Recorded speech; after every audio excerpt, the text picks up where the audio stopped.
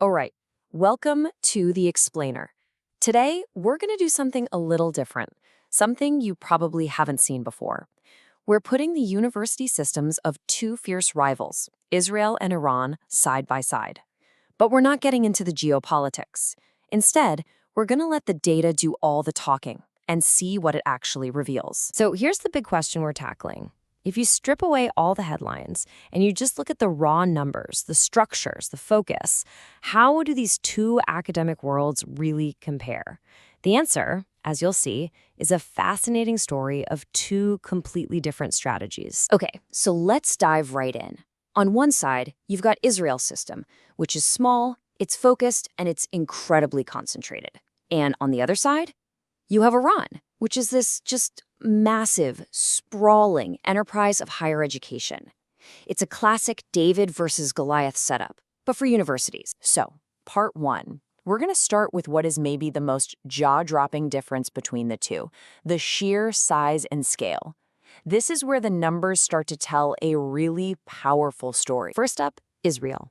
For the current academic year, the entire country has about 346,000 university students. Okay? Just kind of keep that number locked in your head for a second.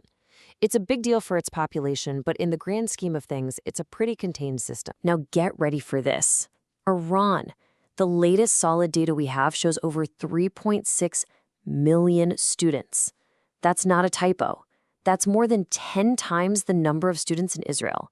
I mean, we're talking about a completely different universe of scale here. And you know this massive difference? It's not just with the total student body. It's everywhere you look. Take a look at PhD students. It's about 12,000 in Israel versus nearly 250,000 in Iran. Or the number of schools, just 57 in Israel compared to over 2,500 in Iran. So you can see the two philosophies, right? One is all about concentration. The other is about sheer mass. Okay, but here's where the story takes a massive turn. When we stop just counting heads and start looking at the scorecards, like the very prestigious Shanghai Global Rankings, the whole picture just flips. Despite its enormous system, Iran has 0 universities in the top 100.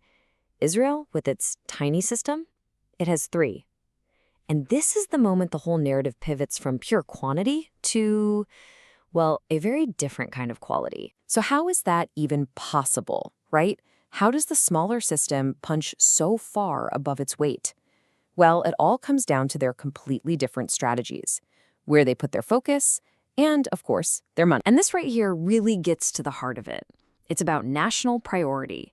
Israel pumps almost 5% of its entire GDP into research and development. That isn't just a lot, it ranks them #1 in the world. Iran, by contrast, invests less than 1%. This gigantic gap in how much they prioritize R&D, well, it explains almost everything that follows. And you can totally see where that investment is going. In Israel, the research is laser-focused on areas like life sciences, medicine, physics, and tech. And this isn't just academic. It's the engine that fuels its famous startup nation economy. The research from the university labs in biotech and computer science goes straight into creating new companies. Now Iran's picture? Completely different. Look at this. The biggest slice by far, over 40%, is in the fundamental sciences, chemistry, physics, math, plus a huge emphasis on engineering. What you're seeing here is a state-directed strategy, one that's all about building national self-sufficiency and creating a strong industrial base from the ground up. So that intense focus in Israel, it carves out these niches of truly world-class expertise.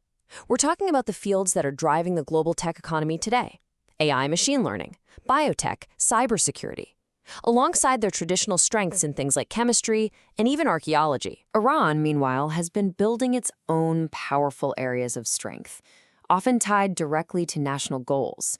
It's a global leader. We're talking top 5 in the world in nanoscience. It's a powerhouse in pharmaceuticals and chemical engineering. And of course, it's developed major capabilities in strategic fields like nuclear energy and aerospace. All right, moving on to our final section. Here, we're going to look at two factors that are a bit harder to put a number on, but are, well, they're absolutely crucial. We're talking about academic freedom and how connected these systems are to the rest of the world. So, before we jump into the numbers here, let's just make sure we're on the same page.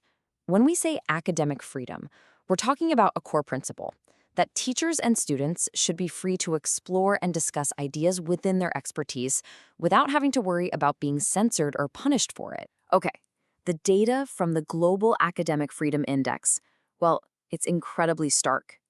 Israel scores a 0.85, putting it solidly in the free category with other Western democracies. Iran, with a score of just 0.084, is ranked in the bottom 5 countries in the entire world. It's almost impossible to overstate what a massive difference this makes for the climate on campus. And look, this isn't just some outside group's opinion. This quote from Iran's supreme leader, Ali Khamenei, really crystallizes the official state ideology. The idea that universities are not for political activity fundamentally shapes what can be taught, what can be researched, and what can be discussed. So does this difference in freedom actually matter in practice? Absolutely, and you can measure it. For Israeli academics, more than half of all their research papers are written with an international co-author. For Iran, that number drops to about 1 in 5. It shows you just how deeply one system is woven into the global scientific conversation and how much the other operates in relative isolation. So let's pull it all together. When you look at all the evidence, you don't just see two university systems. You see two fundamentally different blueprints for how to build a knowledge society. Israel's model is concentrated, it's high investment, and it's deeply integrated with the rest of the world. Iran's is massive, it's state-directed, and it's comparatively isolated. And all of this leaves us with one big final question. You have two nations on two profoundly different paths to creating knowledge. We've seen the data. We've seen what each pack has built so far. So the real question for the future is, which of these models will prove to be more innovative, more resilient, and ultimately more successful in shaping the future for its people?